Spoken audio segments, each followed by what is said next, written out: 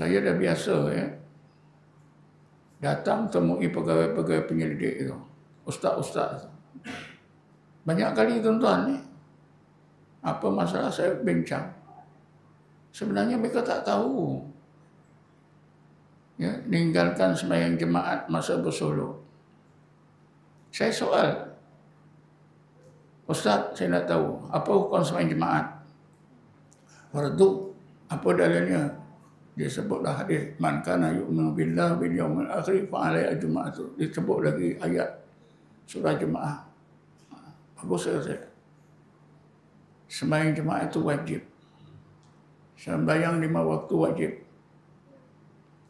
Ada tak perbezaan antara kewajipan sembahyang fardu 5 waktu dengan sembahyang fardunya sembahyang jemaat? Ada tak perbezaannya? Tak ada lah, dua-duanya fardu. Itulah ya, Ustaz silap. Berbeza, walaupun kalimat itu fardu ain ke apa, berbeza. Yang bezakan bukan saya, Rasulullah sendiri. Tadi hadis pun Ustaz baca. Illa ala imra'atin abdin au musafirin au maridin. Inilah bedanya. Sembahyang fardu 5 waktu wajib. Lelaki, perempuan, hamba, orang sakit, orang musafir wajib.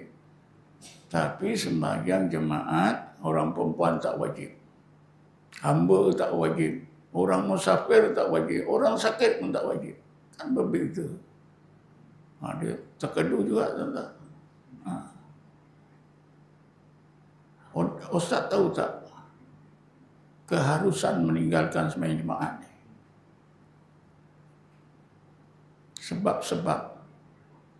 Dia kata dia tak tahu. Kalau ada uzur bolehlah. Apa itu kezurannya? Tak tahu, tuan-tuan. Cuba buka kitab-kitab Imam Syafi'i. Semua kitab Imam Syafi'i kata, apa juga sebab yang mengharuskan seseorang meninggalkan sembahyang berjemaah, maka sebab itu boleh jadikan kita tak perlu menghadiri sembahyang jemaat.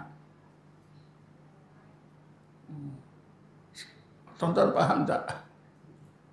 Kalau dalam mazhab Syafi'i, sembahyang berjemaah 5 waktu itu fardu kifayah. Tapi kalau ada sebab-sebab tertentu, kita tak diperlukan, tak diwajibkan, gugur kewajipan itu. Macam-macam ya.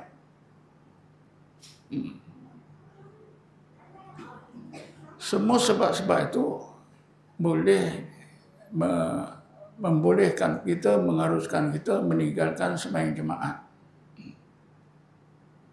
Sehingga seorang ulama dalam mazhab Syafi'i, sembahyang jemaat itu boleh ditinggalkan dengan sebab-sebab yang kecil. Katalah malaslah. Aku nak apa ni? Nak rehat ni. Penat. Boleh. Karena seorang ulama terkenal dalam mazhab Syafi'i, Syekh Izzuddin Ibn Abdul Salam, dia kata tidak ada alasan mengapa sembahyang jemaat tidak boleh ditinggalkan sekiranya sudah ada sebab-sebab yang kecil. Bi uzrin khafifin, uzur yang ringan, yang kecil. Mana boleh? Kenapa boleh ditinggalkan sembahyang jemaat?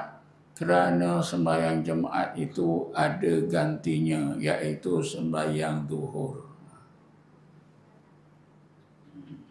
Faham tak? Nanti mulalah tuan-tuan malas.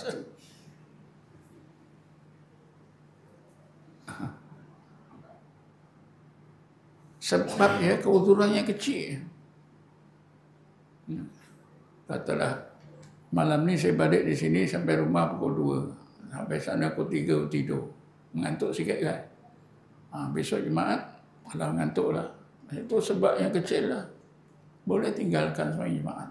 Karena apa? Ada gantinya iaitu sembahyang duhur. Siapa kata?